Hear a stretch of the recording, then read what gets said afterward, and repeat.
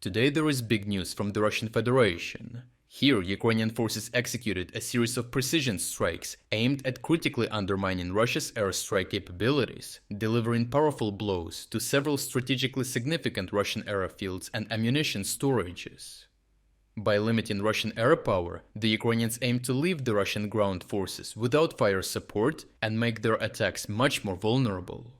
One of the most impactful attacks occurred at the Borisoglebsk airfield in Russia's Voronezh region. Ukrainian forces struck the airbase, home to advanced Russian jets, including Su-34, Su-35S, and Su-30SM aircraft.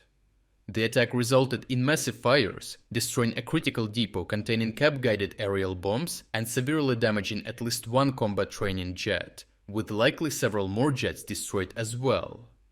Damage assessments are ongoing, but preliminary reports suggest substantial impairment of offensive Russian aerial capabilities. Another successful strike targeted the Kalino airbase in Russia's Kursk region. Ukrainian munitions precisely hit a storage facility housing aerial bombs and missiles, destroying a Russian Pantsir S-1 air defense system guarding the site as well. Ukrainian intelligence also coordinated a devastating strike against the Russian 1060th Logistics Support Center in the Bryansk region, triggering extensive fires and secondary detonations. This destroyed several Russian munition depots full of rocket fuel, lubricants, and air-launched missiles and bombs. But the most painful strike for Russia occurred at the Marnovka Air Base in the Volgograd region, where Ukrainian Special Operations Forces confirmed the destruction of 4 advanced Su-34 fighter bombers, Russia's key tactical aircraft used for launching airstrikes on Ukraine. Satellite imagery clearly shows extensive damage, including multiple craters, indicating the destruction of several ordnance storage sites. A former Russian military pilot and prominent aviation analyst bitterly commented, calling this event another multi-billion ruble loss that could and should have been prevented, underscoring severe lapses in Russian operational security. Remarkably, Russian airbase personnel continue placing tires over jet aircraft as protective measures against Ukrainian drone strikes, despite repeated clear evidence of ineffectiveness. This measure is not only futile, providing negligible protection, but also unnecessarily burdens Russian maintenance crews, further impacting their operational readiness and efficiency. Ukrainian drones and missiles, indifferent to these rudimentary tire barriers, continue devastating Russian aircraft on the ground with alarming precision. Ukrainian strategic logic behind these targeted strikes is clear and purposeful, translating to Russian tactics on the ground. Typically, Russians overwhelm Ukrainian positions through intense artillery bombardment and airstrikes after Russian ground forces locate them by sacrificing waves of low-skilled infantry as bait for Ukrainian fire to identify targets.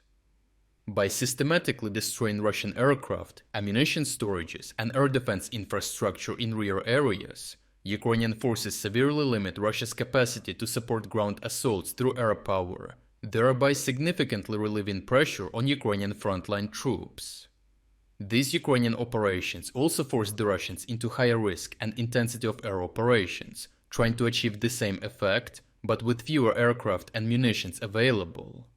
Moreover, intensified usage of aircraft without adequately skilled maintenance crews significantly heightens accident risks. Illustrating this vulnerability, another Russian Su-34 recently crashed due to a landing gear malfunction, resulting in the death of an experienced pilot.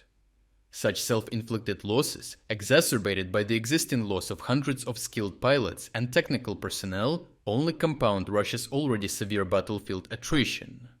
Furthermore, to sustain intensified air operations and reduce aircraft turnaround times, Russia has positioned many aircraft dangerously close to the front line.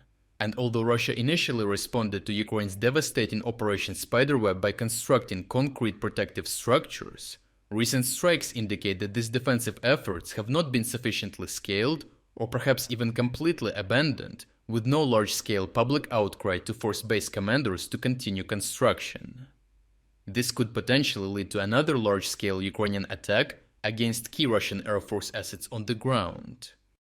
Overall, Ukraine's sustained campaign against Russian aviation remains strategically indispensable. By weakening Russian airstrike capabilities, Ukraine effectively safeguards civilian infrastructure, protects frontline troops, and critically undermines Russian offensive potential during the decisive summer months. Neutralizing Russian air superiority remains paramount, enabling Ukrainian defenders to repel assaults while systematically degrading Russian combat power ahead of major battles.